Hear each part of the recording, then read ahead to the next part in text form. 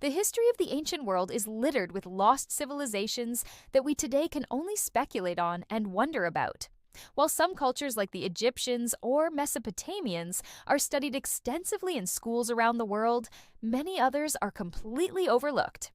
Hi everyone, I'm here to talk about some lost civilizations you've never heard of, including the mysterious Tartessians of Iberia.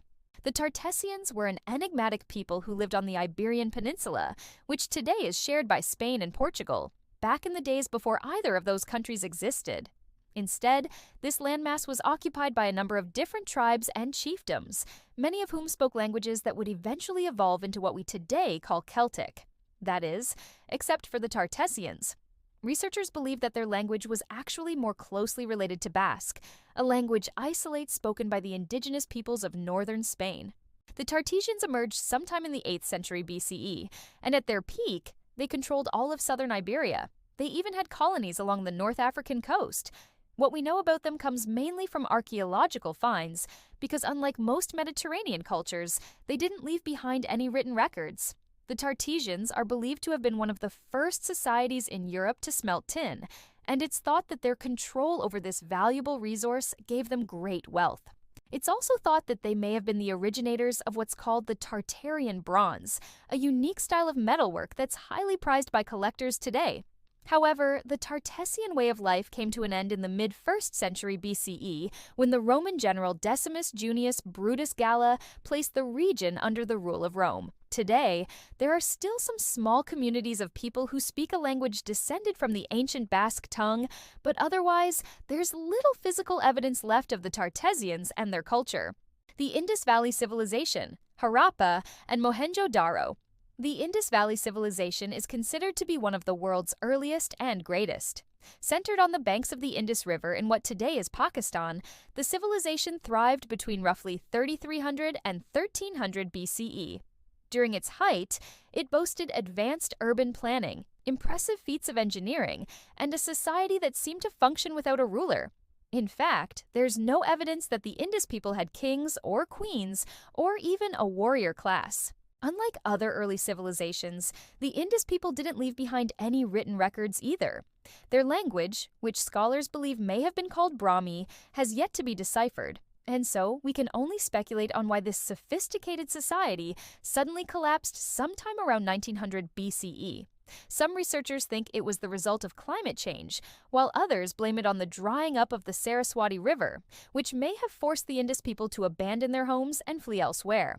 Others still think that the Aryan invasion theory is to blame, which posits that the Indus cities were destroyed by nomadic raiders from the north. The truth is, we just don't know.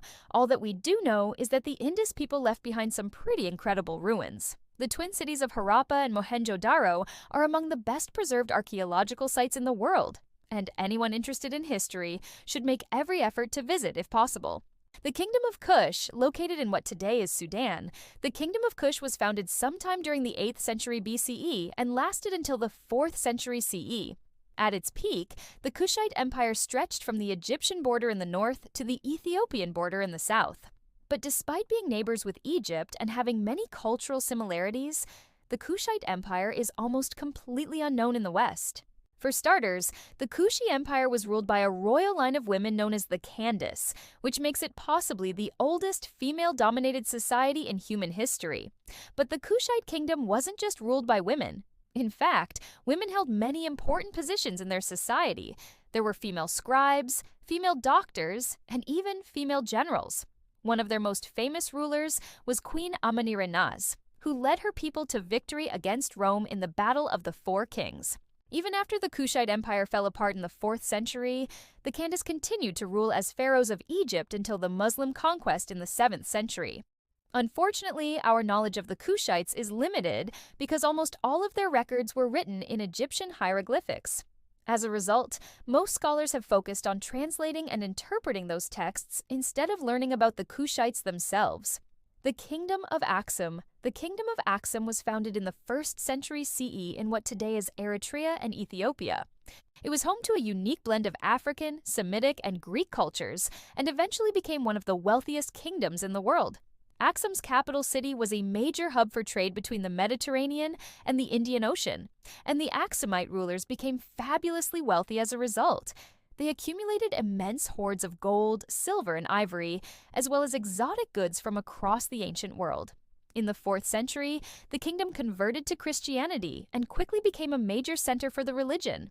Axumite missionaries traveled all over the region preaching the gospel and converting new followers. Under King Ezana, the kingdom reached its greatest extent, and he successfully conquered much of modern-day Ethiopia and Eritrea. However, after his death, the kingdom began to decline, and by the 10th century had been completely forgotten. Today, little remains of the once great kingdom of Axum. Most of its cities have been abandoned, and its mighty palaces have been reduced to crumbling ruins. However, there are still some small communities of people who speak languages related to the ancient Axumite tongue, and they keep alive the memory of their ancestors. Angkor, located in what today is Cambodia, Angkor was the capital city of the Khmer Empire from the 9th to the 15th century. It was a major hub for trade and culture, and the seat of the most powerful ruler in Southeast Asia. The city's most famous structure is Angkor Wat, a massive stone temple that's dedicated to the Hindu god Vishnu. When it was built in the 12th century, Angkor Wat was the largest religious structure in the world. Its walls are decorated with intricate carvings that tell stories from ancient Hindu texts. The city of Angkor was abandoned in the 15th century, likely due to a combination of environmental and political factors. Today, the ruins of Angkor are among the most popular tourist attractions in Cambodia. Visitors come from all over the world to marvel at the city's beauty and learn about its rich history. The Library of Tar Amid, the rolling hills of northern Iraq, lies the ancient city of Tar. Once home to a thriving community of scholars and thinkers, Tar was a beacon of knowledge in the ancient world. The city's library, which was said to contain up to 500,000 clay tablets, was one of the largest in the ancient world. Here, scribes would copy and preserve important texts from across the empire. The library was a center for the study of astronomy, mathematics, and medicine, and it played a major role in the development of Islamic science. The exact date of the city's founding is unknown, but it's thought to have been around the 3rd millennium BCE. Tar was located near the ancient Mesopotamian kingdoms of Akkad and Babylon, and it was influenced by both of these cultures. The city reached its peak in the 9th century when it became the capital of the Urartian Empire. However, the city was sacked by the Mongols in the 13th century, and it never recovered. Today, the ruins of Tar are located near the city of Mosul.